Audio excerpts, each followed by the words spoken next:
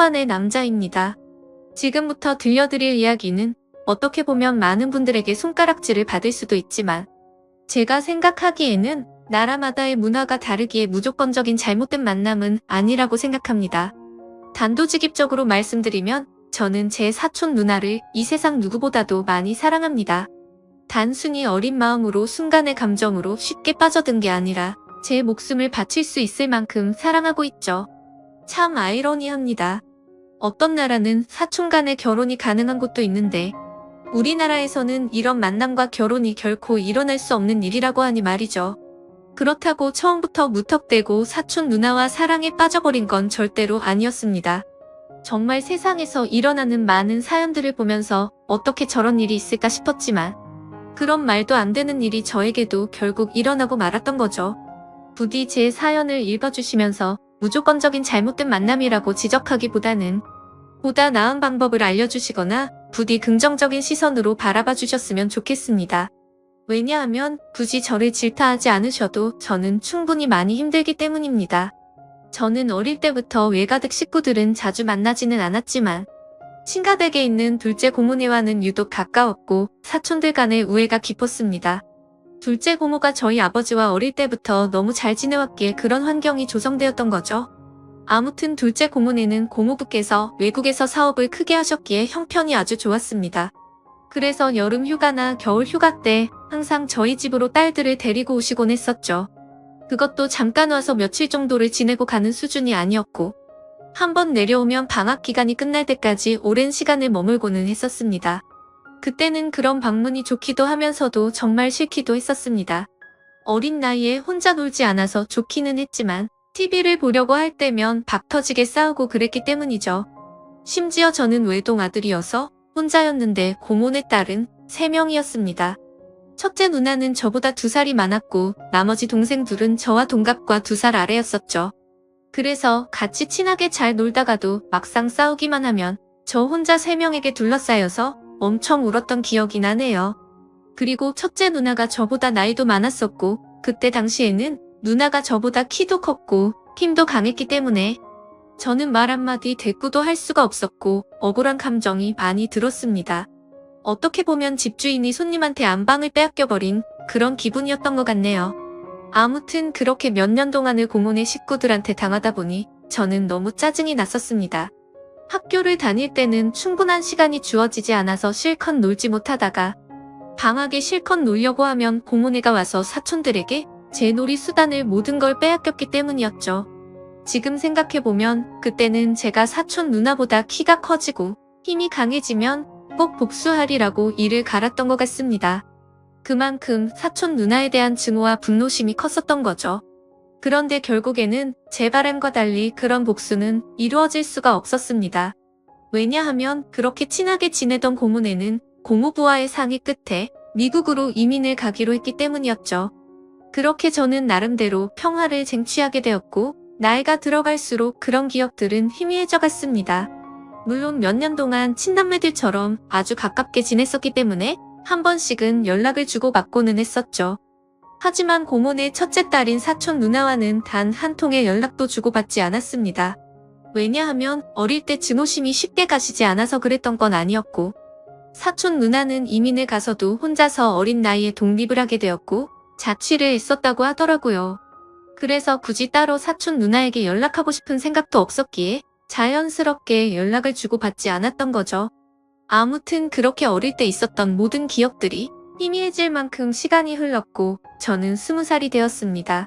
남들과 다르지 않게 평범한 삶을 택하게 되었기에 그저 그런 평범한 4년제 대학교를 들어가게 되었죠. 삶이 미지근했던 저는 1년 동안은 대학 생활을 대충 어슬렁 다녔습니다. 그러고서 빠르지도 느리지도 않게 곧바로 군대를 다녀왔습니다. 군대에서 지내다 보니 제 인생에 대한 회의감이 절실하게 느껴졌고 저는 곧바로 편입을 위해 재수를 하게 되었죠. 다른 사람들은 전역 이후에 대부분 군대에서 보낸 시간을 보상받는다는 명목하에 사람들끼리 어울려서 술을 마시고 흥청흥청 놀 시간에 저는 그러지 않았습니다. 저는 정말 1년이란 시간 동안 정신이 나간 사람처럼 공부를 했습니다. 친구들이 제게 독하다고 욕을 하고 저주를 퍼부을 정도였습니다. 솔직히 그런 게 내 인생에 도움을 주는 건 전혀 없었기에 가볍게 무시했었죠. 그래서 엄마의 휴대폰을 잠시 사용해서 연락이 안 될 거라고 통보를 한 뒤에 제 휴대폰은 개통조차 하지를 않았습니다. 그때 당시에 제 하루 일과는 정말 처절했습니다. 잠을 자다가 일어나면 공부로 시작해서 밥 먹는 시간과 화장실을 가는 시간을 제외하고는 오로지 하루 종일 공부만을 하면서 시간을 보냈습니다. 그로 인해서 코피는 하루라도 안 흘리면 이상할 정도였었고, 여름에는 하루 종일 앉아있는 탓에 엉덩이에 땀띠가 너무 심각해져서 병원까지 다닐 정도였었죠. 그렇게 1년 동안 공부를 열심히 한 끝에 수능을 보게 됐습니다. 결과는 생각보다는 잘 나왔지만 결국 정말 아주 아쉽게 제가 바라던 대학교에는 떨어지고 말았습니다. 그래서 두 번째 지망하던 학교를 가느냐 아니면 1년을 더 준비를 하느냐의 기로에 서게 되었죠. 사실 말이 기로에 서게 된 거였지 제 뜻은 확고했었습니다. 공부를 시작할 때 목표는 오로지 한 곳이었기 때문이죠. 하지만 부모님의 눈에는 제 모습이 너무 처참했기에 제게 그 정도면 됐다며 두 번째로 지망한 학교로 가라고 하셨습니다. 저 또한 너무 힘든 1년을 지나왔기에 포기하고 싶은 마음도 굴뚝 같았죠. 하지만 결국 저는 고집을 부렸고 1년을 더 준비하기로 했습니다. 고통의 시간은 또다시 시작되었고 또다시 수능을 앞두고 어머니께서 오시더라고요. 어머니는 본인도 미씨는 절대로 안 믿는데 지푸라기라도 잡는 심정으로 개명을 하는 게 어떻냐고 하시더군요. 저를 위해서 매일같이 기도를 드리러 다니시다가 만난 분에게 제 이야기를 했더니 이름이 뭔가 제 앞길을 자꾸만 가로막는다며 개명을 권하셨다고 하더라고요. 별로 고민할 것도 없었고 그러자고 했습니다. 제 이름에 큰 미련도 없었거니와 조금의 가능성이라도 더 생긴다면 뭐라도 하고 싶었으니깐요. 그리고 도저히 이 지옥 같은 시간을 더 이상은 할 자신이 없었거든요. 그렇게 개명을 하고 나서 저는 또다시 수능을 치르게 되었습니다. 결론을 말씀드리면 꿈은 이루어졌습니다. 제가 그토록 원하던 대학교에 합격을 하게 되었던 거죠. 그래서 제 인생은 군대를 가기 전과 후가 정말 완벽하게 달라지게 되었습니다. 그저 그런 평범한 대학생에서 우리나라에서 가장 좋은 대학교의 학생이 되었으니깐요. 그렇게 힘들게 얻은 자리였기에 저는 연애 한 번도 제대로 못한 채로 대학 생활만을 정말 열심히 했습니다. 시간은 금방 흘러갔고 어느덧 저는 졸업을 하고 다행히 대기업에 당당히 입사를 하게 되었죠. 처음 회사를 입사하고는 모든 게 낯설었고 힘든 시간의 나날들이 이어지더군요. 하지만 이곳 직장도 사람들이 사는 곳이라 그런지 점차 익숙해져갔고 사내 커플이 있었는데 그 커플을 보고 있으니 저도 모르게 외로운 마음도 들기 시작하더라고요. 제가 학창시절에 엄청나게 인기가 있는 스타일은 아니었지만 적어도 여자친구가 없는 기간이 1개월도 넘기지 않을 만큼 항상 여자친구가 있었거든요. 대부분은 오랜 시간 동안 만남을 가졌기에 많은 여자들을 만난 건 아니었죠. 아무튼 이제는 열심히 이루고자 하는 바도 일단은 어느 정도 이뤄낸 것 같은 마음이 들기 시작했고 다른 사람들처럼 친구들도 만나고 회식도 하고 평범한 나날을 보내고 있었습니다. 그리고 주말을 앞둔 금요일 저녁 제 인생을 송두리째 바꿔놓은 여자를 만나게 되었습니다. 그날은 모처럼 회사를 마치고 친구들과 강남에 있는 술집에서 자리를 가졌고 술에 취한 나머지 평소에 거들떠도 보지 않던 감성주점의 술집으로 향했습니다. 그곳은 나름대로 헌팅을 하기에 자연스러운 분위기의 춤도 추고 술도 마시는 클럽 음악이 나오는 술집이었죠. 저는 시끄러운 곳은 그렇게 좋아하지 않는 성격이어서 별로 재미가 없었습니다. 그런데 참 눈이 즐겁긴 하더라고요. 어린 사람들이 신나게 꾸미고 와서 그런지 하나같이 잘생기고 예쁜 사람들 투성이었죠.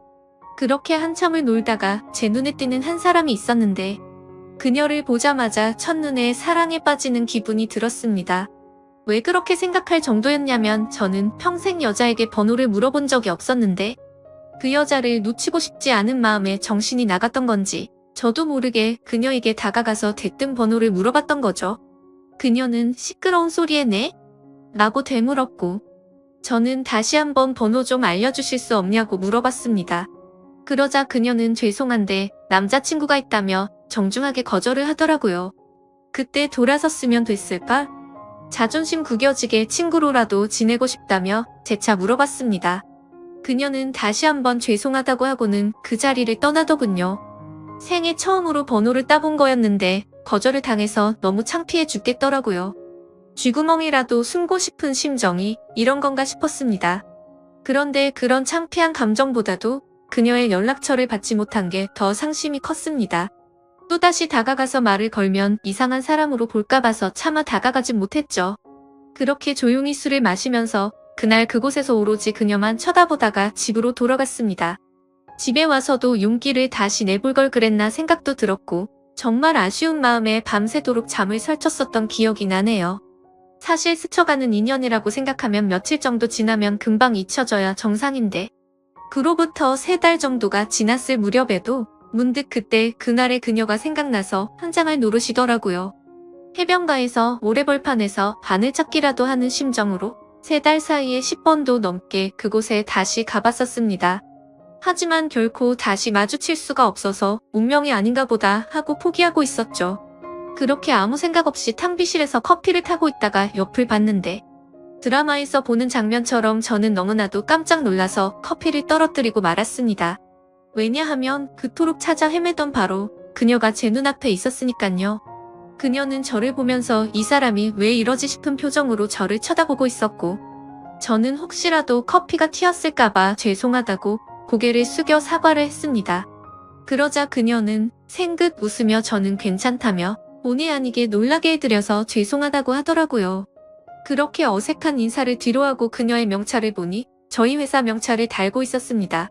이게 웬걸 정말 하늘에서 내려준 운명이 이런 거구나 싶어서 너무 기뻤습니다. 기쁜 마음을 최대한 가라앉히며 조심스럽게 그녀에게 물어봤죠.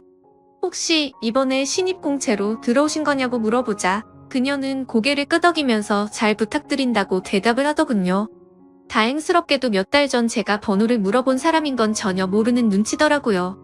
저는 그 순간 이 모든 상황이 너무 꿈만 같았고 제가 그녀로 인해 고민하는 걸 상담해주던 친구에게 곧바로 전화를 걸어서 자초지종을 설명해줬습니다.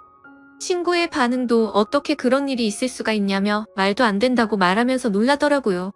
아무튼 그날 이후로는 회사에 출근하는 발걸음이 그렇게 행복할 수가 없었습니다. 그리고 그와 동시에 슬픈 마음도 쉽게 가시지가 않았죠. 왜냐하면 그녀의 손에는 커플링으로 보이는 반지가 끼어져 있었고 그동안 멍청하게 잊고 지냈던 생각이 들었습니다. 그녀는 제게 남자친구가 있었다고 한 사실이었죠. 사실 기억을 못하지는 않았지만 연락처를 달라고 하면 대충 거절하려고 남자친구가 있다고 거짓으로 대답하는 그런 거라고 믿고 싶었던 것 같습니다. 그렇게 또다시 저는 그때 감성주점에서 멀리서 쳐다만 보고 있던 제 자신을 또 보고 있는 기분이었죠. 그때 그런 생각이 들었습니다. 골키퍼가 있다고 골이 안 들어가나? 결혼을 한 것도 아니고 법적으로 문제가 되는 것도 아닌데 최선을 다해보자 싶더라고요. 저에게는 끈기와 노력이라는 제 자부심이 있었기에 그때부터 또다시 저는 불타올랐습니다. 하지만 도가 지나친 관심과 행동은 최대한 지양하였고 업무를 핑계 삼아서 가끔씩 찾아가서 업무에 대해 물어보면서 은근슬쩍 제 존재를 각인시켰습니다. 그렇게 시간은 천천히 흘러갔고 그러던 중 부서간의 회식 자리가 잡혔습니다. 그토록 기다리던 시간이었는데 드디어 기회가 왔구나 싶어서 기분이 좋았죠. 며칠 뒤 회식이 있는 날 저는 정신을 바짝 차리고 술을 마셨고 그녀와의 사이를 더욱 가깝게 하기 위해서 최선을 다해 빈틈을 노리고 있었죠. 그러던 중 너무 긴장하면서 술을 마셔서 그런 건지 배가 아파서 화장실을 갔습니다. 볼일을 보고 있는데 바깥에서 남자 소리가 들리더군요. 너 옆 테이블에 있던 신입사원 얼굴 봤냐고 묻더니 우리 회사에 저런 미녀가 언제 들어왔냐면서 내가 고백해볼까? 이런 식으로 웃으면서 그녀에 대한 이야기를 하고 있더라고요. 그 말을 듣는 순간 기분이 너무 불쾌했지만 뭐라고 말할 수는 없었습니다. 제가 남자친구도 아닐 뿐더러 사실 제가 첫눈에 반할 정도였으니 다른 남자들이 볼 때도 당연히 호감이 갈 수밖에 없겠구나라는 생각이 번쩍 들었던 거죠. 그래서 저는 이러다가는 별의 별 사람들이 다 고백하겠다고 생각하고 조금 더 적극적으로 그녀에게 다가가야겠다라고 생각을 고쳐먹었습니다. 결국 사람들이 너무 많이 모여있던 회식 자리에서는 도저히 가까워지기가 어려워서 목적 달성에 실패했고 그날 이후로는 조금 더 적극적으로 그녀에게 다가가려고 마음을 먹고 출근을 했죠. 멀리서 그녀가 혼자서 탕비실에 들어가는 모습을 보게 되었고 저는 심호흡을 하고는 그녀를 따라서 탕비실로 들어갔습니다. 그런데 마침 탕비실에서 나오던 그녀의 커피가 제 와이셔츠에 쏙 껴버리고 말았던 거죠. 순간적으로 깜짝 놀라긴 했지만 이게 무슨 횡재냐 싶었습니다. 그녀는 너무 깜짝 놀라면서 죄송하다면서 어떡하냐고 발을 동동 돌리는데 그 모습조차 너무 귀엽더라고요. 당황해 하던 그녀는 제 옷을 빨아서 드라이클리닝까지 해서 가져다 드릴 테니 자신에게 달라고 하더군요. 그래서 저는 탈의실에 있던 와이셔츠로 갈아입고서 점심시간에 맞춰서 그녀에게 제 셔츠를 전해줬습니다. 그녀는 금방 새우처럼 세탁해온다고 말하길래 그러지 말고 점심시간인데 같이 나가서 식사하고 맡기자고 했고 그녀와 저는 처음으로 둘이서 밥을 먹으러 나갔습니다. 밥을 먹으러 나란히 앉아있는데 기분이 너무 좋았습니다. 마치 연인이 데이트하러 나와서 밥을 먹는 기분이 들었기 때문이었죠. 그녀는 또다시 자신의 잘못을 사과하면서 어쩔 줄 몰라 하길래 저는 그렇게 죄송하면 부탁 하나만 들어달라고 말을 했습니다. 무슨 부탁이냐고 물어보는 그녀에게 오늘 술 한잔 마시고 싶은데 친구들이 전부 약속이 있다고 해서 시간 괜찮으면 회사 마치고 술이나 한잔 사주면 안 되겠냐고 물어봤죠. 그녀는 잠깐 망설이더니 제 생각을 아는지 모르는지 알겠다면서 그러겠다고 대답을 하더라고요. 대답을 듣자마자 기분이 너무 좋았습니다. 생각하지도 못한 사고로 인해서 둘이서 밥도 먹고 술도 마실 수 있었으니 말이죠. 그렇게 그녀와의 단 둘이서 먹는 첫 식사를 끝마치고 같이 세탁소에 들려서 옷을 맡기고는 퇴근 후 다시 그녀와 단둘이서 만났습니다. 그녀에게 배고프지 않냐며 뭘 좋아하냐고 물어보자 제가 먹고 싶은 곳으로 가자고 대답을 하더군요. 그래서 어디로 갈지 고민하는 척을 했지만 사실 이미 그녀와 갈 곳은 정해져 있었습니다. 회사 근처에 자리하고 있는 고급스럽고 조용한 술집인데 분위기가 너무 좋아서 주말에는 예약도 안 되고 줄을 서야지 겨우 자리를 잡을 수 있을 정도로 인기가 많은 곳이었죠. 그날은 평일이었기에 저는 둘이서 조용히 있기 위해 조용한 창가 쪽으로 미리 예약을 해두었지만 괜히 그녀에게 제 속이 보일까 봐서 종업원에게 자리가 없는 척 그곳으로 안내해달라고 미리 부탁을 해두었습니다. 그녀와 저는 술집으로 들어갔고 카운터에 있던 종업원은 제가 말했던 색상의 넥타이를 보고는 저와 서로 눈빛으로 신호를 주고받았고 미리 약속해두었던 창가 쪽에 제일 조용한 곳으로 자리를 안내해주더군요. 그녀는 자리에 앉자마자 이렇게 좋은 곳은 한국 들어오고서 처음 와본다며 좋아하더라고요. 그 말을 듣고 한국에서 지낸 게 아니냐고 물어보자 이민을 가서 학창시절을 다 미국에서 보냈다고 대답을 했고 이 회사에 입사를 하기 위해서 몇 달 전에 한국으로 들어온 거라고 말하더군요. 그래서 굳이 왜 미국에서 회사를 다니지 않고 우리나라로 들어온 거냐고 물어보자 오랫동안 미국 생활을 했는데 본인은 우리나라에서 살고 싶었다고 하더라고요. 그렇게 저는 두근거리는 마음을 최대한 드러내지 않으면서 자연스러운 대화를 이어갔고 술이 점점 취해가게 되자 그녀와 저는 서로가 농담도 주고받을 정도로 점점 가까워지고 있었습니다. 그러다가 저는 술 기운을 빌려서 그녀에게 적극적인 자세로 물어봤죠. 손에 낀 반지는 커플링인 것 같은데 한국에 들어온 지 얼마 안 됐을 텐데 남자친구는 한국에 있는 건지 미국에 있는 건지 물어봤습니다. 그녀는 손가락에 있는 반지를 만지더니 웃으면서 대답했습니다. 이거 미국에서 저희 아버지가 선물해 준 거라고 하더라고요. 그러면서 한국 와서 남자들이 너무 많이 말을 걸어서 귀찮은 마음에 이 손가락에 끼고 있었던 거라고 대답하더군요. 그 순간 천국에 있으면 이런 기분인 건가 싶으면서 구름에 앉은 것처럼 기분이 좋았습니다. 그동안 가장 마음에 걸렸던 게 그녀의 남자친구였는데 사실은 남자친구가 없다라고 하는 순간 모든 걱정이 눈 녹듯이 사라지게 된 거죠. 저는 그녀에게 조금 더 다가가고 싶은 마음은 굴뚝 같았지만 아무래도 수많은 남자들이 이런 모습을 보였을 테니 저는 그러지 않으려고 조심했습니다. 그런 모습이 그녀의 호기심을 자극시켰던 건지 약간은 무뚝뚝하게 행동하는 저에게 그녀는 관심을 갖기 시작했는지 제게도 질문을 하더라고요. 선배님은 여자친구 혹시 있으세요? 라고 물어봐서 저는 없다고 대답을 했죠.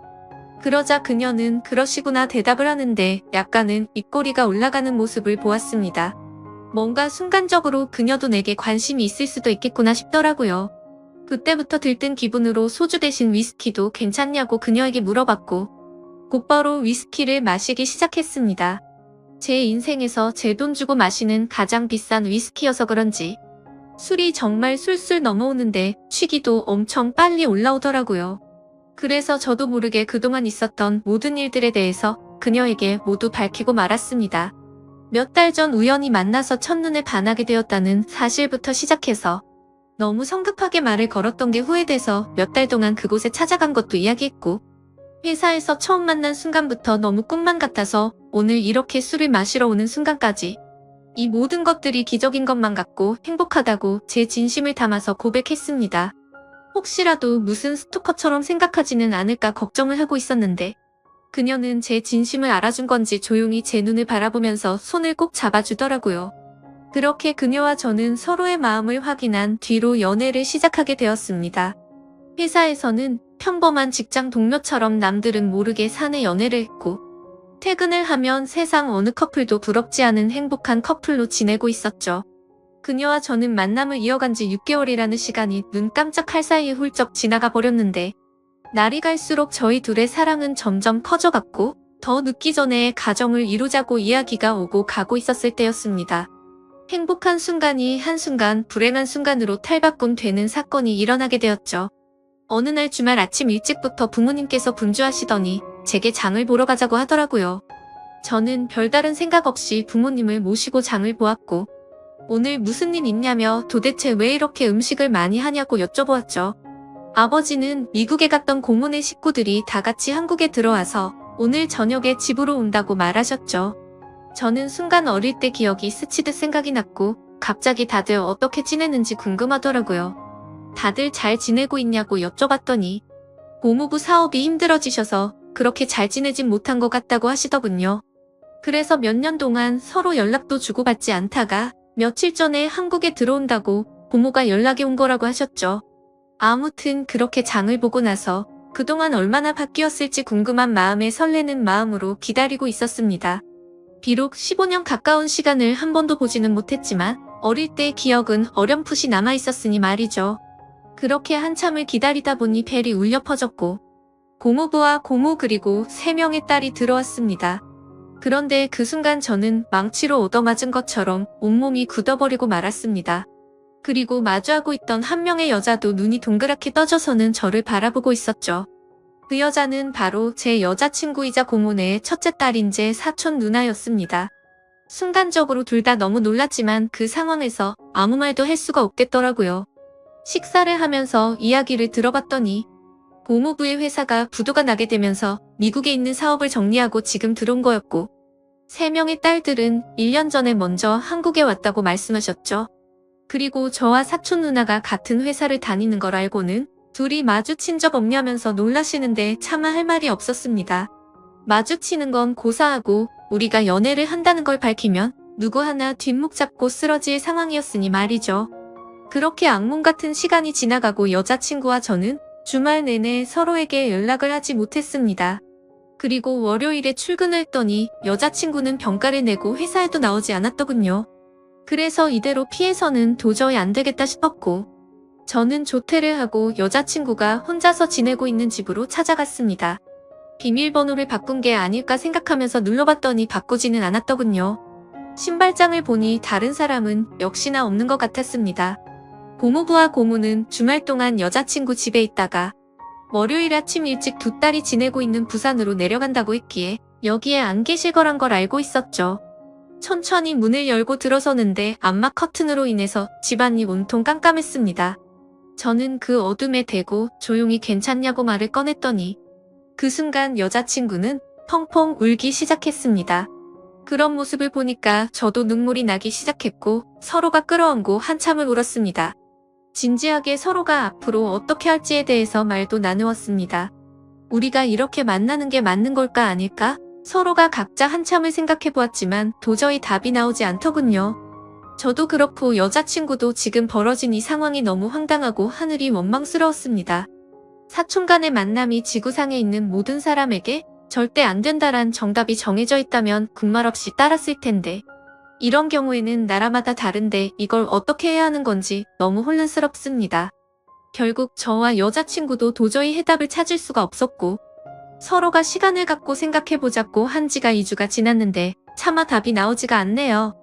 지금은 서로 회사에서 마주쳐도 아무 말도 못하고 있는 상황이고요. 가슴이 터져버릴 만큼 답답한데 어떻게 하는 게 맞는 걸까요?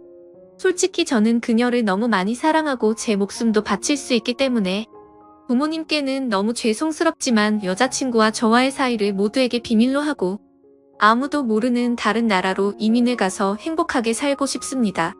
만약 여러분들에게 벌어진 상황이라면 어떻게 하실 것 같으신가요? 많은 분들의 의견을 들어보고 싶습니다. 감사합니다.